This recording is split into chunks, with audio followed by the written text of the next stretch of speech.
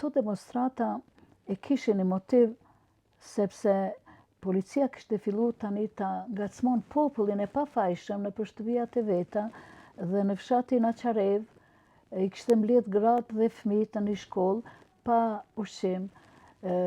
Marsi ka qenë ato vite i ftoft. Ishte edhe në rrethim Drenica, domethënë përveç që mungonte ushqimi, mungonte edhe ndihma mjekësore. Veshmarrja mjekësore. Dhe në mesin e tyre kishte edhe dy, ndoshta më shumë, po dy gra që ishin rrezik për jetë shtatzane.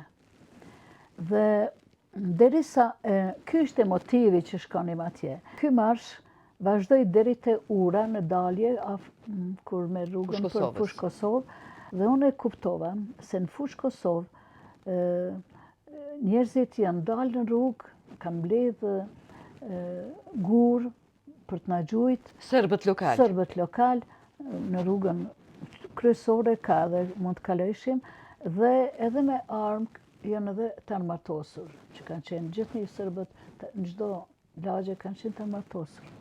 Atëherë ishte rrezik, mirë po, këtë gjendje për të na vërtetu ishte edhe më keq kur një veturë e bardhë, e mbaj mend e bardhë se më kishte ndjek mu disa herë ajo veturë, vinte me shpejtësi të madhe, kalonte dhe prapë vinte. Në një moment, dikush bërtiti mbas meje, dy vajza, studente, që kishin për detyrë me më dhanë lajme, ranë për toke.